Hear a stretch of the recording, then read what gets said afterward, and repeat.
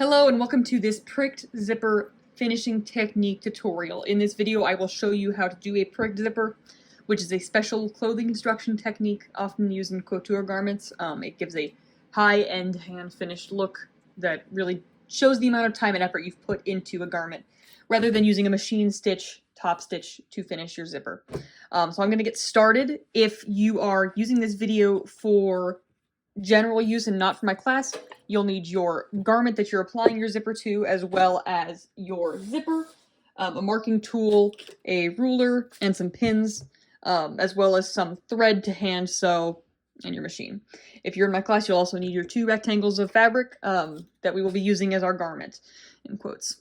So to start with, we're doing the same thing we do with all zippers. We're going to place it, well, first we're going to mark our seam allowance. And since this is a normal centered zipper and not a pricked, well, it is a pricked zipper, not a lapped zipper, we're going to just mark our seam allowance at 5/8 of an inch. The pricked zipper finishing technique can be applied to a lapped zipper or a centered zipper because it's just the final steps that we're changing. So you can do it with either shape.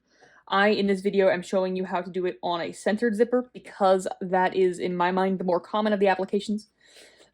But if you're like, wow, I wish I could do a pricked zipper with a pricked lapped zipper.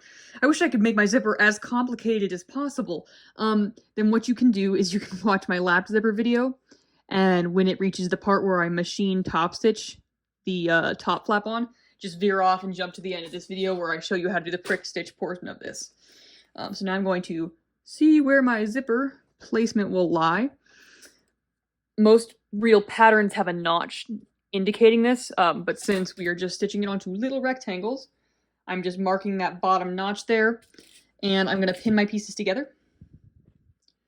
As this is the centered zipper, we're going to go over to the machine and stitch up this bottom part and back stitch, and then we're going to machine baste on the largest stitch possible the rest of our zipper opening closed. If you're doing this on a real garment, you are going to stitch your full seam right up until your zipper notch with the normal like 2.5 size stitch, and then once you reach this little notch that you've marked for where your zipper needs to go, you're going to switch over to a size 5 stitch length or size 4, whatever your machine maxes out at, and machine baste the opening of your zipper closed. That'll make it easier to remove when we're ready to open our zipper up. But right now we need the whole thing shut. Over at my sewing machine, I'm going to start by, at the normal stitch length, stitching up to my notch. On my sample, this is like 1/2 inch, but on a garment, this would be your full seam right up until you get to your notch. And then I will backstitch at that notch, and then putting my needle down, I'm going to increase my stitch length up to its maximum. So 5 is on my machine. So my machines tap out at 4. For me, it's this little dial. It's different on every machine, but it should have a number ranging from like 0 to 5-ish. And then I'm going to machine baste this seam shut. The reason for changing the stitch length to be so much longer is it will make pulling this out much easier, which is what we're going to do in not that many steps from now. And I'm not going to backstitch at this end. I'm just going to run right off the edge. The only exception to this would be if you're trying to do a zipper that opens in the middle and then has seam on either side, you would backstitch and then stitch the rest of your seam normally. Like if it was a dress that has a side zipper that's concealed within the whole seam, you'll do that. But for now, we have basted this. It is open-ended because there's no backstitching here, and there's backstitching and regular machine stitching at the one end. Now we're going to head over to our iron and go on to the next step. Over at my ironing table, what I'm going to do before pressing this seam open is I'm actually going to go through and clip a couple of parts of my seam. This makes it even easier for me to pull things out in a couple of steps from now. I'm doing one about every 5 to 7. I'm not cutting in this area that was my actual seam, just the basting area where we use the really big stitches. And I'm not doing a ton of them, I'm just doing enough that it will make it even easier to pull out. And then I'm going to press my seam open. We'll want to do our regular 3-way press, so pressing with it shut, and then open facing up.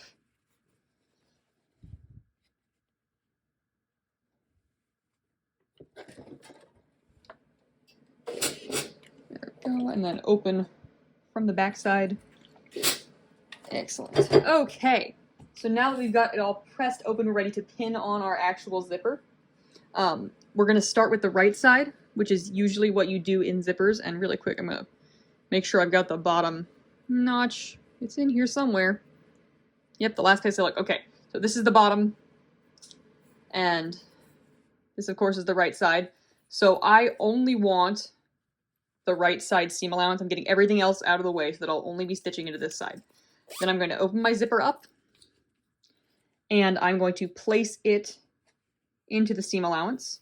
I'm going to start with it open. I'm going to make sure that this bottom stop, I'm actually going to scooch it so it's a little bit less open so I can see where the bottom stop is, because I want that to line up with my marked notch, which is right there. So I'm going to place it right there and stick a pin in it there. Okay. And then I'm just going to pin the rest of the way up. You'll notice that my zipper is upside down so that the zipper pull is facing into the seam allowance. This is how we want it, because otherwise you will install it into your garment inside out. And you'll have a zipper on the interior. It would be really odd. It would make it really hard to use because the zipper would be on the inside. And also uncomfortable. Nobody wants a zipper pull digging into their back all night. Okay. Now I've got my right side pinned into the seam allowance with the teeth lining up with that little seam edge, and I'm going to head over to my machine, and I'm going to stitch this in. Okay, over at my machine, I'm ready to machine baste this in. First, before anything else, I will need to switch to my zipper foot so that I can stitch close to the teeth of the zipper. If you wanted, there is an optional step here that you could hand baste your zipper in and then remove these pins. I'm not going to since I'm machine basting it, but it is completely valid to want to do that. And actually, we are going to, like always, start from the bottom and work our way up. So you're going to need your needle in the rightmost position to be stitching on the right. And I'm going to start a stitching.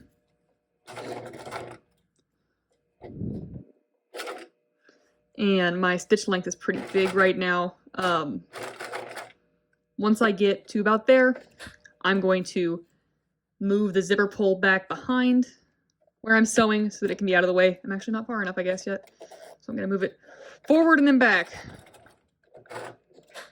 Okay, now I'm moving it back behind my sewing so that I can get, there we go, it out of the way.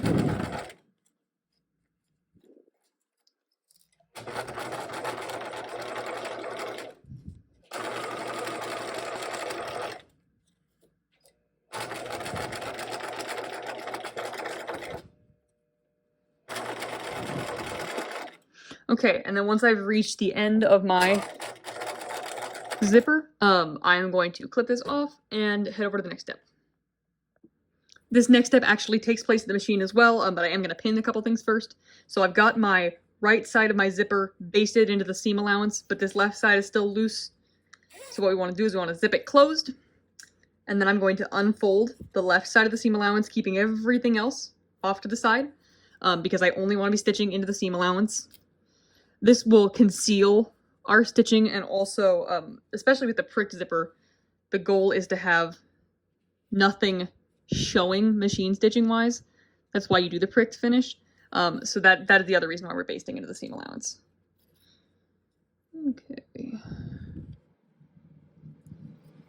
So now that I've got my zipper shut and pinned into the seam allowance, I'm going to lift my needle up and switch it to the left side. And starting at the bottom, I'm going to baste it in from this side.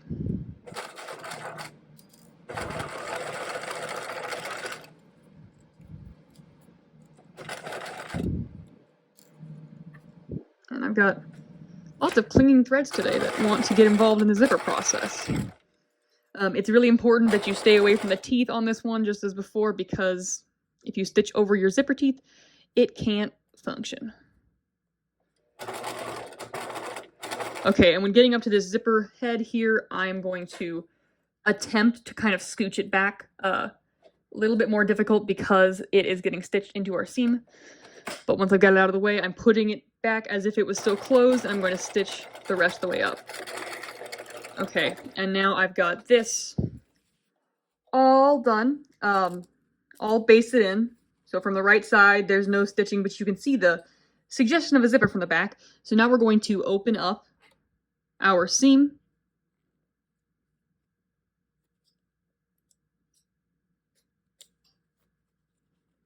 And a little zipper emerges.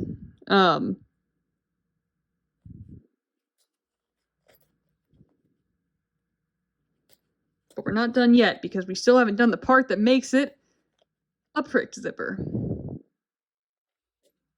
There's always more. Okay, so now I've got the zipper all the way opened, and technically it's kind of attached right now, but very impermanently because it is basted on. And because right now this part's still all free to be loosey and goosey as it pleases, which is not what we want. So now you're going to need a needle and some thread.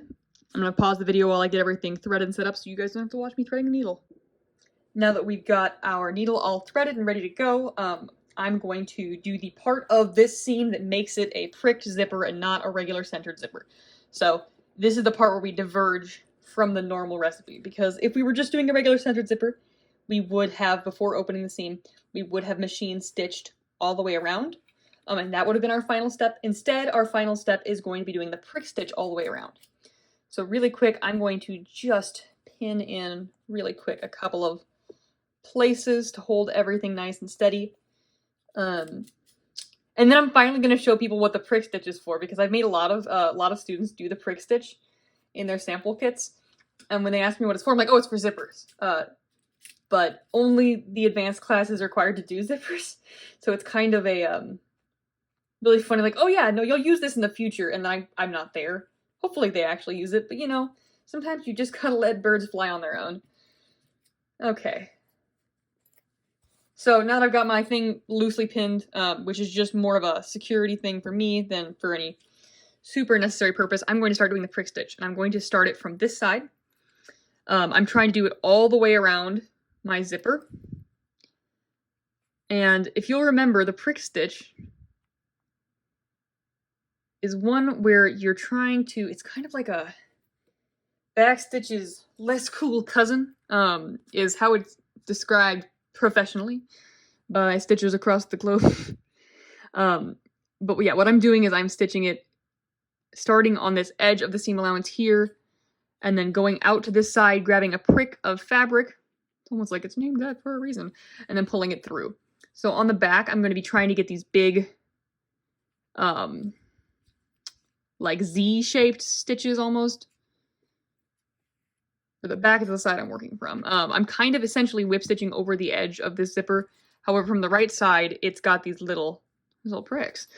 These little dashes where I'm stitching. And typically, when you're doing this, you'll be doing it in a matched thread color. I'm doing it in the color that matches my zipper, but not in the color that matches the exterior thread. So, or the outside fabric. So it is going to show up more on the outside, which is on purpose. I want it to show up more on the outside so you guys can see what it looks like as I prick stitch all the way around and get things caught on other things. Superb. Okay. But as you can see, from this side, it looks as though I'm doing a big whip stitch. And I'm just going in from the right side of the zipper,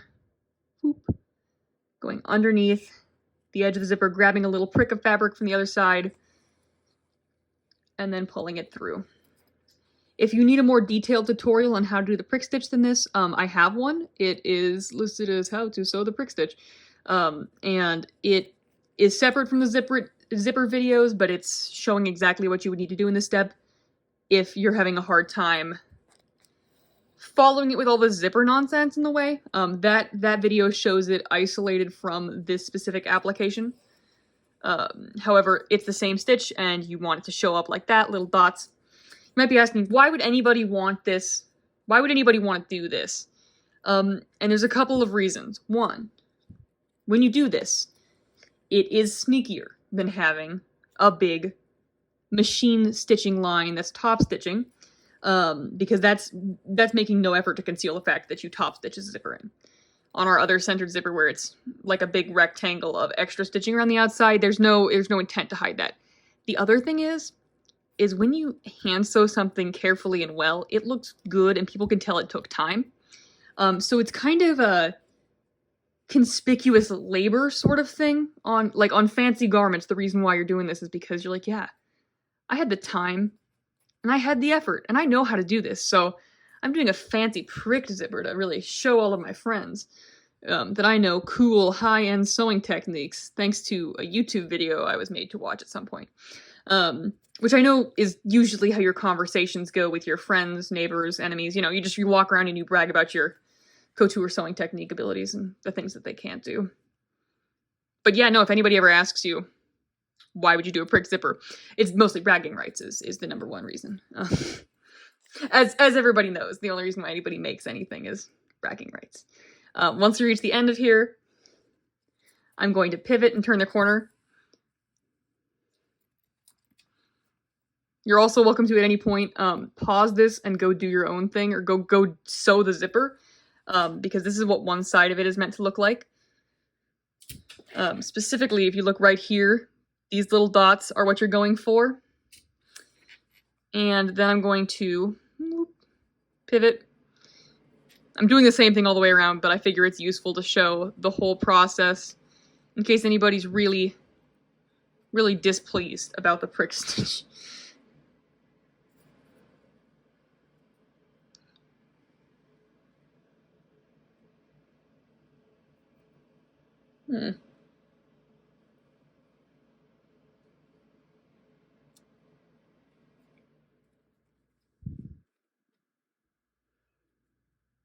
Okay. Okay, and now I'm on the other side. I'm doing the exact same thing, but now I'm kind of doing it at the opposite angle because I pivoted.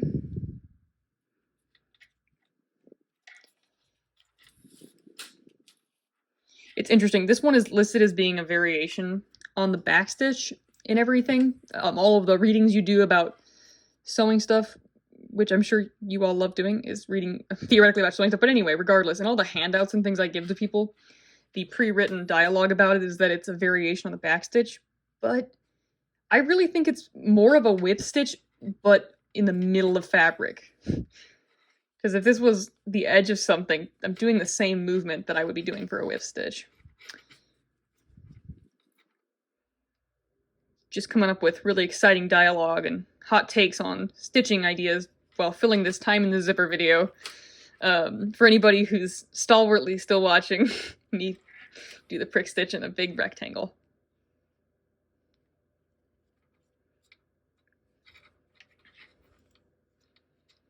I'm really excited to see, when we reach this zipper unit, what everybody's favorite zipper is to sew in.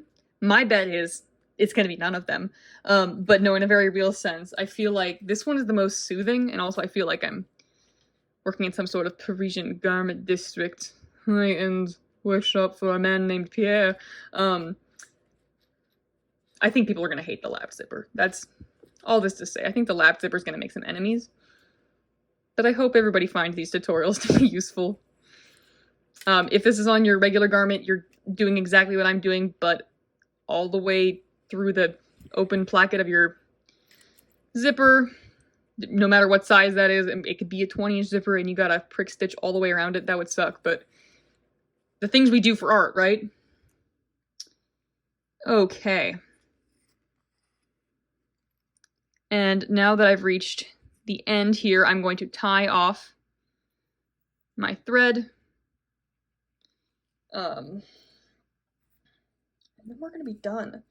This zipper journey that we're taking together is going to be over, which is really exciting. I'm glad that we all made it. I hope that nobody was a casualty of the zipper war. And so from the correct side, this is what it looks like. Like I said, on matching fabric, these would be very subtle, these little pin pricks. And you've got a zipper that you can open and close with no big top stitching line. It's very subtle, it's very fancy. Thank you all for following along on how to do the prick zipper.